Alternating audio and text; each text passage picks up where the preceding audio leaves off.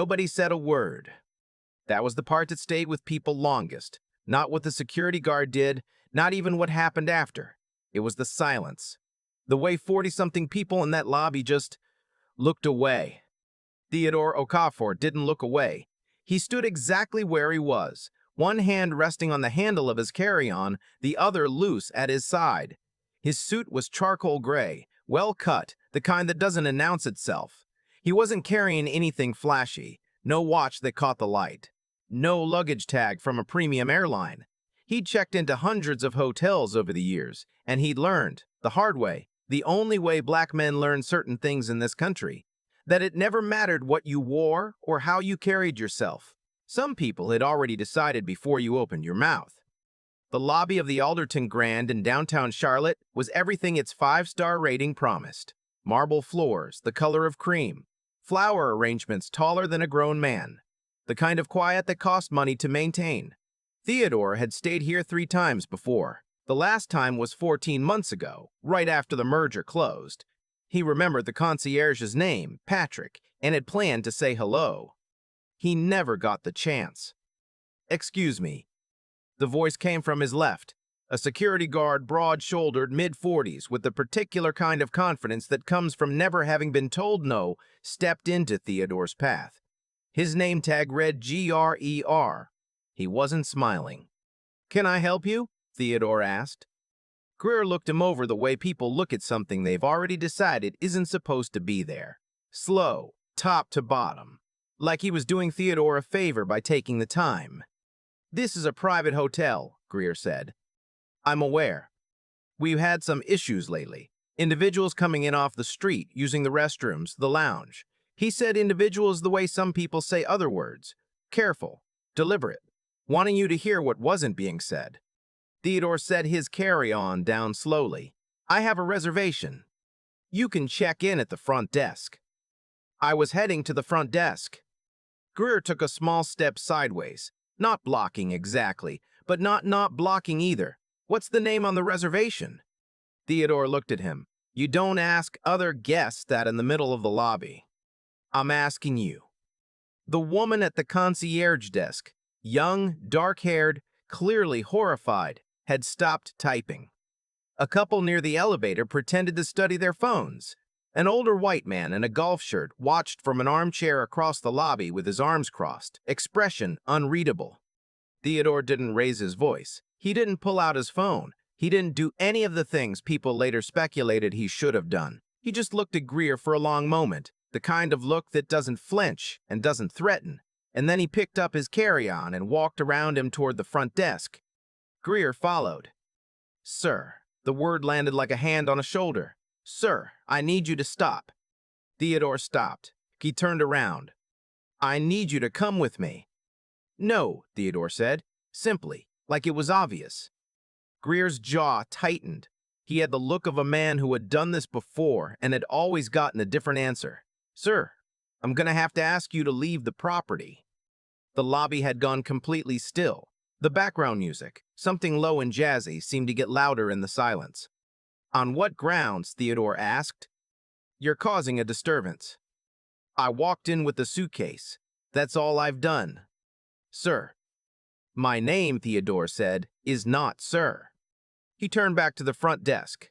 The young woman there, her name tag said, Alicia, looked like she wanted to be anywhere else on earth. Theodore gave her a small nod, professional, unbothered. "Okafor," he said. "Theodore Okafor. I have a reservation. 3 nights, executive suite."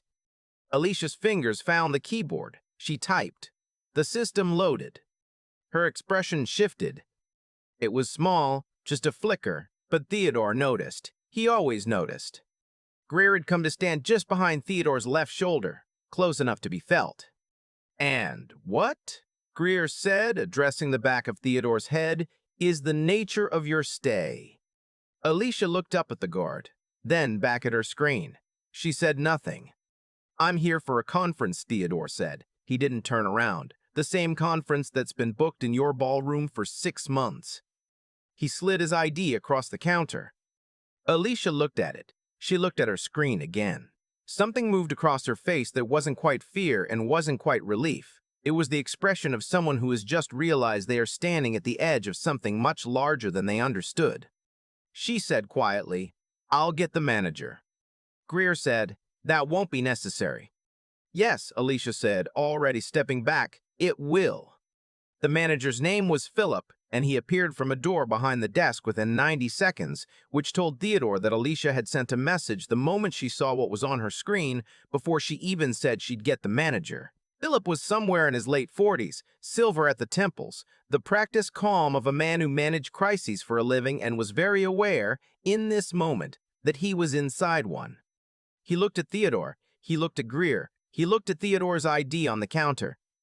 "Mr. Okafor," he said. His voice had the particular quality of controlled panic. "Welcome back to the Alderton Grand." Greer went still. "Back?" he said. "Mr. Okafor has stayed with us on 3 prior occasions," Philip said. He picked up the ID, handled it with both hands, set it back down with a care that was almost ceremonial. "He is a Platinum Select member." Greer looked at Theodore. For the first time, something uncertain moved behind his eyes. "I didn't know." "No," Theodore said, "you didn't." There was a beat of silence. "I'd also like to say," Theodore continued, still not raising his voice, "that whatever I was or wasn't, Platinum member, first-time visitor, man walking in off the street, none of it changes what just happened. You stopped me. You questioned me. You told me to leave. Not because of anything I did. Because of how I look." Greer opened his mouth. "Don't," Philip said quietly. The lobby was still watching. That couple near the elevator had put their phones down. The older man in the golf shirt had uncrossed his arms. Philip turned to Theodore. "Mr. Okafor, I owe you an apology on behalf of the hotel. I'd like to." "I know," Theodore said, "and we'll talk about that. But right now, I'd like to get to my room. I have a 7 a.m. meeting." Alicia had his keycards ready. 2 of them and a small paper sleeve slid across the marble counter. Theodore picked them up, lifted his carry-on, and walked to the elevator without looking back.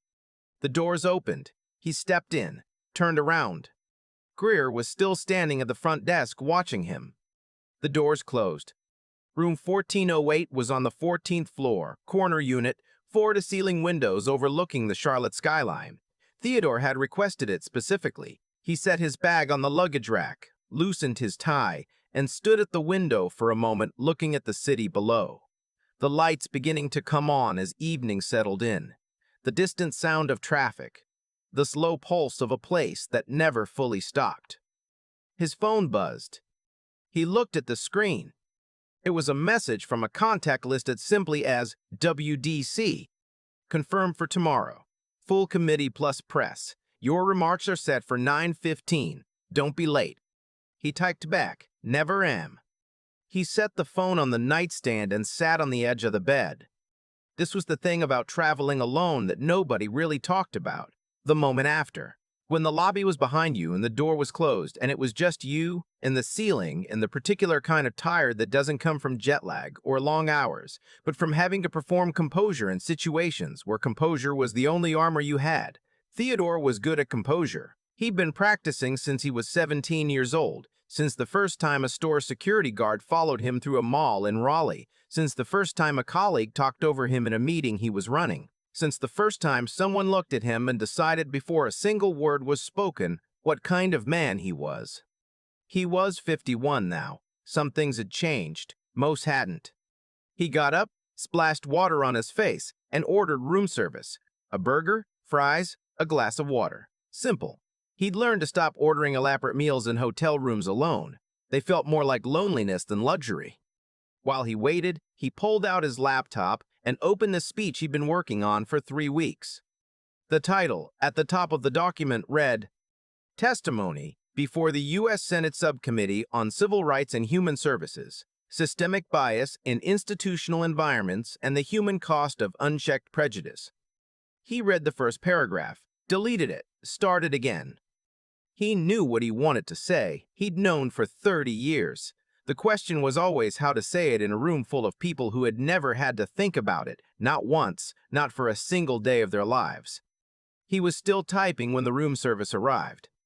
Downstairs, in the security office behind the front desk, Greer sat across from Philip and a woman from HR named Sandra who had driven 40 minutes to be there. On the table between them was a printed copy of Theodore Okafor's guest profile, and beside it, a single sheet of paper that Philip had printed from the hotel's database.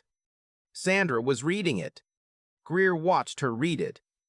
Theodore Okafor, she said, not looking up, chair of the Civil Rights Enforcement Division, U.S. Department of Justice, appointed by the Senate, author of the Federal Anti-Discrimination Compliance Framework. She set the paper down. He's here to testify before the Senate Subcommittee on Civil Rights tomorrow morning. The room was very quiet. I didn't know who he was, Greer said. We know, Philip said. I was just doing my job. Sandra looked at him. Were you? There were reports of individuals. There are always reports, Sandra said, and there are ways of handling those reports that don't involve stopping a guest in your lobby and telling him to leave because of how he looks. She folded her hands on the table. I've reviewed the lobby footage. All of it. From the moment Mr. Okafor walked through the front doors. Greer said nothing. He came in. He set his bag down. He walked toward the front desk. That's all he did. Sandra's voice was very even. You stopped him before he took 10 steps. Outside the office, to the small window in the door, the lobby went about its business. Guests checking in. A family with young children heading toward the elevator. A bellhop with a cart of luggage. The world turning indifferent. What happens now? Greer asked. Philip looked at Sandra. Sandra looked at Greer. That, she said, depends on Mr. Okafor. Theodore slept well, which surprised him. He was usually a poor sleeper in hotel rooms, too attuned to the subtle sounds of other floors, the elevator moving, the HVAC cycling. But the Alderton was quiet, and the bed was good, and maybe there was something to be said for the particular exhaustion of a day like this one. He was up at 5:30, showered, dressed. The charcoal suit was hanging in the closet. Today he chose navy, with a white shirt and a tie that had been a gift from his daughter 3 Christmases ago. Dark red, understated. She had good taste. Better than him, if he was honest. He took the elevator down at 6:45. Philip was already in the lobby. He was standing near the concierge desk, and when he saw Theodore step off the elevator, he crossed the lobby with the measured pace of a man who had rehearsed this moment but hadn't quite found the right words. Mr. Okafor, a moment, please. Theodore glanced at his watch. He had time. They stepped to a quiet corner near a cluster of armchairs. I wanted to apologize again, Philip said. Personally, not just as the hotel's representative. What happened last night was wrong. It was a failure of training, of oversight, and, I'll be direct, of institutional culture that I am responsible for. He paused. I've worked in hospitality for 22 years. I've never been more ashamed of what happened in my lobby. Theodore looked at him. He'd heard apologies like this before, the careful ones, the liability-conscious ones, the ones that were really more about the speaker than the person being apologized to. This one felt different. There was something unguarded in Philip's face, something that wasn't management posture. I appreciate that, Theodore said. I want you to know that Greer has been suspended pending a full review and that the hotel is committed too. Philip. Theodore said the name gently, the way you'd say it to someone who needed to be slowed down. I believe you, and I'll follow up through the appropriate channels about last night. That's my job, and I'll do it. He paused. But I want to say something to you that has nothing to do with Greer. Philip waited. When I walked into this lobby last night, Greer stopped me because he looked at me and made a decision. He decided who I was before I opened my mouth. Theodore's voice was quiet and precise. But here's the thing, and this is the part that never makes the news, never shows up in the training seminars, never gets addressed in the apology meetings. He looked at Philip directly. It wouldn't have mattered if I was who he thought I was. A man walking into a hotel lobby deserves to walk in. That's it, full stop. Whatever I do for a living, whoever signed my appointment papers, none of that should be the reason I was treated with basic dignity. The dignity was owed before any of that. Philip was very still. I know, he said finally. You're right. I know you know. Theodore picked up his briefcase. That's why I said it to you and not someone else. He walked toward the front entrance. The doorman held the door. Outside, a car was waiting, a black sedan, unremarkable, the kind that could belong to anyone. Except that it didn't. The driver, a young man in a dark suit, stepped out and opened the rear door, and as Theodore crossed the sidewalk, something shifted in the morning air around the Alderton Grand, because the sedan was not the only car. Behind it, pulled to the curb in a quiet line, were 4 more vehicles. Dark, government plates, and behind those, across the street in a small press pool that had gathered in the early morning light, 3 photographers and a reporter from the Charlotte Observer. Theodore Okafor paused on the sidewalk. He looked back at the hotel. Philip was standing in the lobby doorway, watching. Theodore gave him a small nod, the kind that means I know you'll do better and I'm watching at the same time. And then he got in the car. The doors closed. The motorcade pulled away. The hearing lasted 4 hours. Theodore's testimony was 40 minutes of the 4. He spoke without notes for the first 15, which was unusual for a Senate proceeding and was remarked on by 3 different news outlets afterward. He talked about what happened in hotel lobbies and on street corners and in emergency rooms and job interviews and traffic stops. He talked about the kind of discrimination that doesn't leave bruises, the kind that gets called a misunderstanding, the kind that 1,000 people witness and then decide they didn't really see. He talked about numbers, enforcement rates, complaint dismissal data, institutional response times, and then he put the numbers down and talked about something else. He talked about what it costs. Not in dollars, not in policy terms, but in the way a man stands in a hotel lobby with his hand on his carry-on and his whole body calm and something underneath the calm that never quite goes away, that has been there since he was 17 in a mall in Raleigh, that you learn to carry the way you learn to carry anything heavy, efficiently, so that other people don't see how much it weighs. The room was quiet when he finished. Senator Carol Waverly of Ohio, who had been in Congress for 18 years and had heard 10,000 hours of testimony in her career, leaned forward into her microphone and said, "Thank you, Mr. Okafor. That was the most important thing said in this room in a long time." Theodore thanked her. He gathered his papers. On the way out of the hearing room, a young aide, 23, maybe 24, in a suit that was slightly too big for him, fell into step beside him. "Sir," the aide said, "can I ask you something?" "Sure." "How do you do that, stay that calm, when things like last night happen?" Theodore walked for a moment without answering. The Capitol corridor was long and marbled and full of people moving quickly with important things to do. "Practice," he said finally. "That's it?" "No," Theodore said. "Not just practice. It's knowing the difference between the moment and the person. The moment is what happens to you. The person is what you do next." He glanced at the young man. "Greer had a bad moment last night. He's going to have a harder one when the review is done. But what he did, the decision he made before I said a word, that's not about the moment. That's about who he's been for a long time." The aide was quiet. "And you?" he asked. Theodore stopped at the door. "I went to my room," he said. "I ordered a burger. I worked on my speech." He pushed the door open. "The March air outside was cold and clean. And then I came here and I said what needs to be said. Again." He looked out at the steps of the Capitol, the city laid out below. "You keep saying it. That's all. You keep saying it until it doesn't need to be said anymore." He walked down the steps. The aide stood in the doorway and watched him go. Later that afternoon, back in Charlotte, Alicia from the front desk received an email. It came from an address she didn't recognize, but the name in the signature line she did. It was short. "You did the right thing last night. Thank you." She read it twice. Then she printed it out and put it in her desk drawer. At the Alderton Grand, a new policy was drafted over the following week. Then a second. Then a third.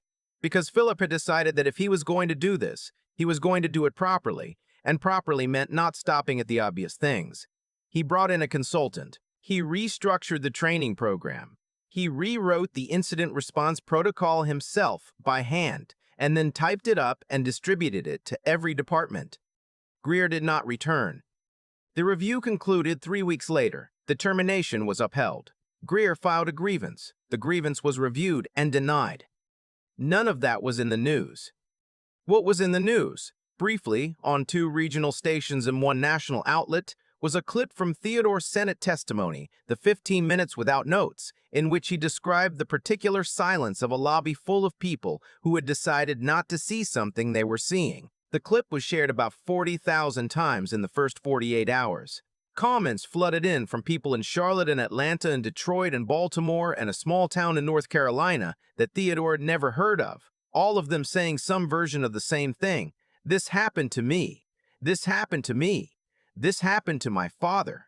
This happened to my son last Tuesday. This happens all the time. Theodore read some of them on a Friday evening, sitting in his home office in Washington, a cup of coffee going cold on the desk beside him.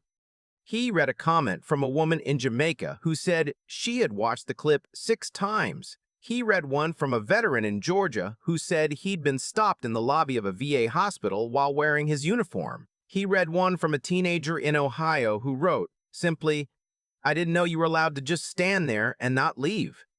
He sat with that last one for a while. Then he closed the laptop, picked up his coffee, cold now, but he drank it anyway, and went to the kitchen to start dinner. He had a speech to give in 3 weeks, a different room, different senators, same subject. The work was long. He'd known that since the beginning. He put water on to boil. Outside, the city was doing what cities do, moving, humming, full of people who would wake up tomorrow and walk into lobbies and stores and offices and classrooms, and some of them would be stopped, and some of them would not be stopped, and some of them would not be stopped. And the difference between the 2 groups would have nothing to do with anything they did. That was the part he kept coming back to, the part that lived in the numbers and in the stories and in the comments and in his own body when he stood in a marble lobby with his hand on his carry-on, the part that made the work necessary, the part that made the silence unacceptable. What would it take, he sometimes wondered, for a room full of people to decide they were not going to look away? He didn't have the answer yet, but he had the question, and he had the work. And tomorrow he would get up and do it again, because that was what you did when you understood what was at stake, not for yourself, not only, but for the teenager in Ohio who didn't know he was allowed to stand still and hold his ground. You stand, you stay, you say it again, until it doesn't need to be said. I keep thinking about the moment Theodore picked up his carry-on and walked around Greer. Not through him, around him. That one small movement said everything. There's a version of the story where Theodore argues, where he raises his voice, demands a manager, pulls out his credentials in the middle of the lobby to prove he belongs there. A lot of people, if they're honest, would understand that reaction. Some would then call it justified. But Theodore didn't do any of that, and I think that choice, that deliberate stillness, is the part worth sitting with longest.